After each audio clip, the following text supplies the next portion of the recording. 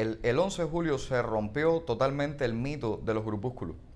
Se dejó bien claro que hay una gran parte del pueblo de Cuba que está harta, que ya no quiere este pacto social que ha durado demasiado tiempo y que se ha oxidado, que está anquilosado, que es obsoleto, que ya entró en fase terminal de obsolescencia.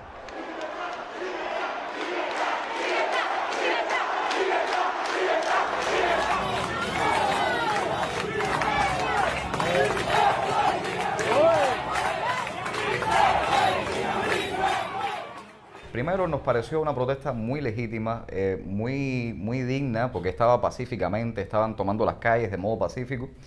Y cuando cortaron el internet sí nos preocupamos, dijimos, bueno, va a haber represión contra los manifestantes de San Antonio. Y nos parecía un acto absoluto de cobardía quedarnos en un sofá viendo lo que podía ocurrir, un fratricidio entre cubanos. Así que dijimos, tenemos que ir, tenemos que salir, ¿para dónde vamos? Y decidimos que el ICRT era el lugar adecuado, en primer lugar porque es la institución que se encarga de la comunicación hacia el país. Y la idea era llegar hasta el ICRT, un grupo de jóvenes en modo pacífico, y pedir 15 minutos de derecho a réplica. 15 minutos para decir nuestra versión como parte del pueblo de qué era lo que estaba generando esas protestas. Para evitar todo eso desde la visión y desde la voz de un grupo de jóvenes que quiere cambios en el país, pero que quiere esos cambios por la vía sin sangre, por una vía pacífica, por una vía de consenso. Queremos saber la verdad, queremos saber la verdad, queremos saber la verdad, queremos saber la verdad, queremos saber la verdad, queremos saber la verdad. Y bueno, ya todos saben lo que pasó, salieron a repudiarnos en ese lugar, gritándonos horrores, los mismos horrores de siempre. Nosotros decidimos sentarnos en el piso para que fuera más evidente que no estábamos en plan violento en ese lugar, y así todos nos agarraron por la fuerza y nos lanzaron como si fuéramos sacos de escombro a un camión que se usa normalmente para trasladar basura en la ciudad. Cuando llegamos al vivac, constantemente seguían llegando jóvenes desde distintas partes de La Habana que habían participado también en otras manifestaciones. Gente muy joven, muchachos de 17, 18 años, que habían participado en protestas de todo tipo, desde las más pacíficas hasta las más violentas. Un muchacho, por ejemplo, que lo agarraron solo por estar cantando Patria y Vida en la calle. Otros muchachos que sí son de barrios un poco más marginales y estaban comportándose más, digamos, en fin, pero déjame ver qué palabra encuentro para no ser despectivos, con un sector de la sociedad que ha sido resultado de estos años de revolución, porque esos sectores marginales, esos barrios donde los jóvenes no tienen demasiadas alternativas, donde se reúnen entre ellos con punzones y cuchillos, eso es un resultado de una sociedad que lleva 60, un grupo que lleva 60 años en el poder de esa sociedad y que ha generado precisamente toda esa marginalidad. Y en esa celda donde estábamos 11 personas, había como una especie de pequeña república. Habíamos personas de todo signo político, de todos los colores, habían religiosos, habían gay, o sea, de todo. Sin embargo, en esas 24 horas que estuvimos detenidos en aquella celda, pudimos llegar a consensos. Pudimos hablar de historia, pudimos hablar de Martí. Era muy interesante ver a aquellos muchachos, los famosos duraquitos de los repas, de barrios muy marginales, escuchando hablar sobre Félix Varela, enterándose de que Colón había pensado que Cuba era Zipango cuando llegó a nuestras tierras, y nos decían, hemos aprendido más en estas horas en una cárcel que en todos los estudios que tuvimos en secundaria y en el pre. ¿Dónde están las cifras? Porque no he visto en conferencia de prensa que se den cifras reales de cuántos detenidos hay en el país. Yo calculo que están cerca de 1000 personas detenidas en toda Cuba.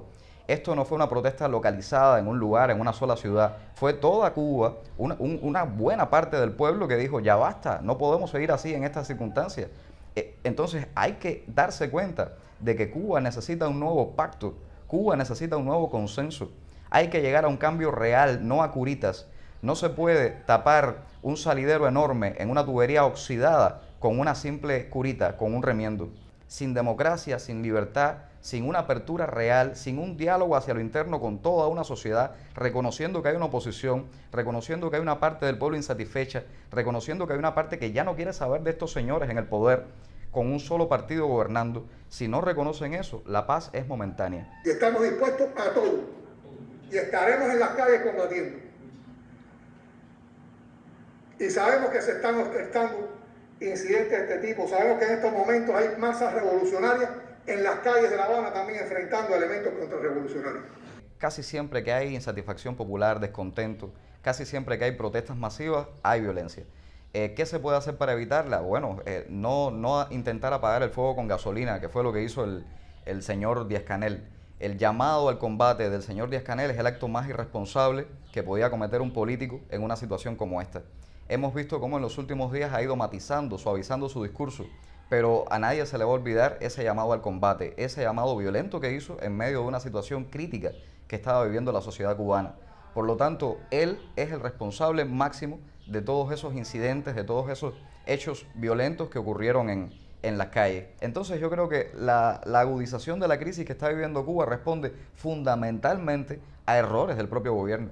Hacer la tarea de ordenamiento dentro de la pandemia fue un desastre, porque trajo una inflación galopante, trajo más divisiones dentro de la sociedad, más miseria, más exclusión, gente que no tiene acceso a divisas para poder comprar productos básicos en las tiendas en MLC, trajo por supuesto todo esto de los apagones. Cuba realmente en los negocios no es muy buena, se endeuda, no puede resolver sus problemas, pretenden controlarlo todo. Alguien me decía: Junior, tienes que valorar que el presidente no duerme pensando en la leche en polvo. Un presidente que no duerme pensando en la leche en polvo es un mal presidente, porque lo que debe crear son estructuras sociales, estructuras económicas, para que otros, gente muy eficiente, se encargue de que haya leche en polvo. Y entonces tú como presidente debes encargarte de que los más pobres, los más desfavorecidos, tengan acceso a ese tipo de productos, tengan algún tipo de ayuda del gobierno para paliar, digamos, su crisis personal, su crisis circunstancial. Pero no tú como presidente dejar de dormir pensando en cómo entrar un barco de leche en polvo, porque lo estás haciendo mal. El cambio real en Cuba va a ocurrir adentro y arriba, dentro del poder, allá arriba en esa cúpula. Cuando algunas personas ahí cobren dignidad y se den cuenta de que han traicionado a su propio pueblo, cuando muchas de esas personas revienten también su burbuja mental, entonces comenzarán a ocurrir cambios en Cuba. Y ya lo hemos visto, porque con los resultados de estas protestas, muchos artistas que hasta ayer no se atrevían a asumir una postura, lo están haciendo.